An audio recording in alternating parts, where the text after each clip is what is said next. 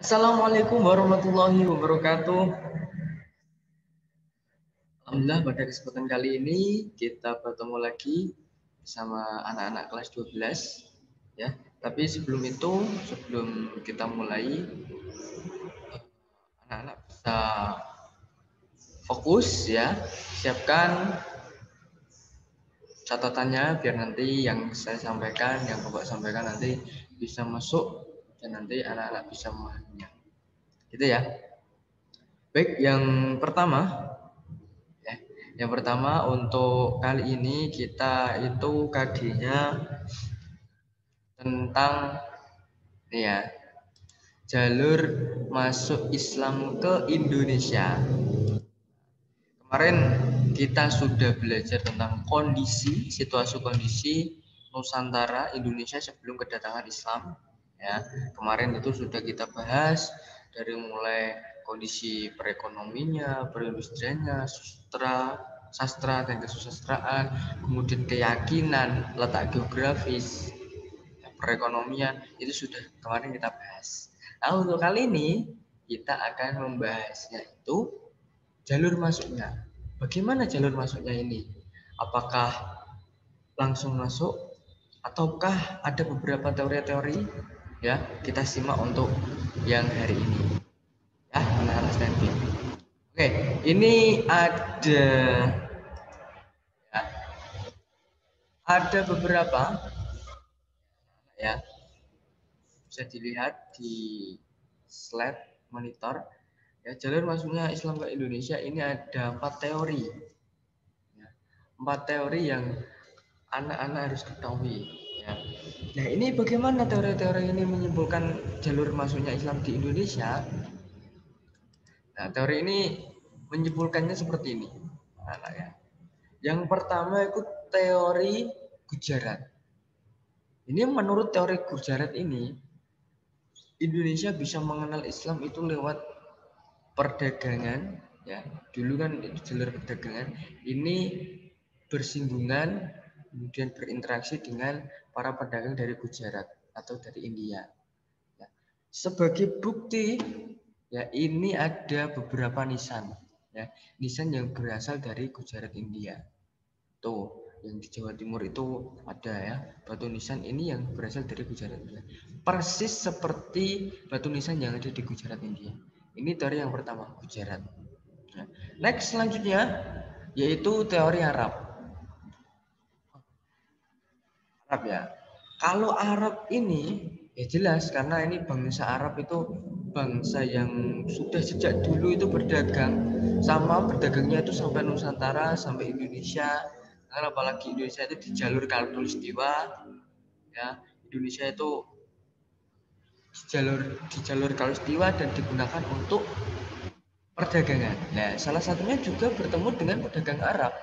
Nah, menurut teori Arab ini, anak-anak ya, ini di samping bersinggungan ada masyarakat pribumi ini bersinggungan dengan pedagang Arab, juga ada bukti-bukti yang mendukung teori Arab ini. Yaitu salah satunya adalah ini, makam Fatimah binti Maimun di lereng Jawa Timur. Makam Fatimah ini batu nisannya ini juga tulisannya itu menggunakan bahasa Arab. Ya, nanti di buku itu sudah ada tulisannya. Jadi ini teori Arab yang mendukung jalur masuknya di Indonesia. Ada makamnya Fatimah binti Maimun di lereng Jawa Timur. Itu yang kedua ya. Terus selanjutnya yang ketiga ini ada teori Persia. Teori Persia ini itu menurut teori ini jalur masuk Indonesia itu menggunakan teori Persia ini, atau Persia itu Iran ya, anak-anak ya. Iran ini itu kebiasaan orang Indonesia ya dalam memperingati hari besar Islam itu seperti di Persia atau di Iran. Contohnya apa ya? Peringatan 10 Muharram setiap hari itu di bulan Suro atau di 10 Muharram. Ini kebiasaan orang Islam di Indonesia ini sama. Ya. Kemudian apa? Istilah-istilah bahasa Iran. Ya, kalau yang pernah belajar itu kan ada jabar, fathah, kasroh.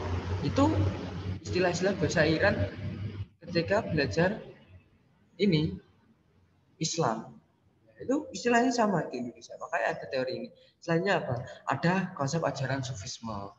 Sama di Indonesia juga ada ajaran sufisme seperti yang dilakukan oleh Siti Jenar.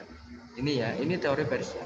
Yang terakhir ini sama lagi yaitu persamaan batu nisan Maulana Malik Ibrahim. Nah, ini menurut teori ini dan di bukti-bukti ini itu jalur masuk Indonesia itu melalui ini Persia, orang-orang Persia dengan ini kebiasaan-kebiasaan yang sama. Itu ya anak-anak ya. Yang terakhir ini teori yang terakhir yaitu teori Cina. Nah, ini jalur masuknya Indonesia melalui ini teori Cina. Teori Cina ini gimana? Nah, Cina itu sudah bersinggungan dengan Indonesia ya sejak adanya Islam. Orang Cina itu sudah berdagang dan sudah mengenal orang Indonesia. Nah, menurut ini ya menurut teori ini Cina itu juga sudah kenal Islam lebih dahulu. Nah, dibuktikan dengan apa? Dibuktikan ini. Raja Demak beserta leluhurnya ini ditulis dengan menggunakan bahasa istilah Cina. Ini berdasarkan kitab ya ada itu kitabnya itu Raja Demak itu leluhurnya ditulis menggunakan istilah Cina. Nah, ini menurut teori Cina ini Islam masuk di Indonesia itu juga melalui Cina. Ini teori. Contoh ini ya bahasa istilahnya itu munggul atau mukul. Nah, ini Mongol. Istilah di Cina itu Mongol. Ini 4 teori yang anak-anak harus ketahui jalur masuknya. Ini untuk pelajaran hari ini kita. Nanti silahkan anak-anak bisa dipahami, kemudian juga dibaca buku yang kemarin sudah diberikan oleh kami. Ya, dibaca nanti itu lebih jelas lagi ceritanya. Nah, ini 4 teori ini yang menjadi landasan jalur masuknya Islam di Indonesia. Sekian terima kasih. Wassalamualaikum warahmatullahi wabarakatuh.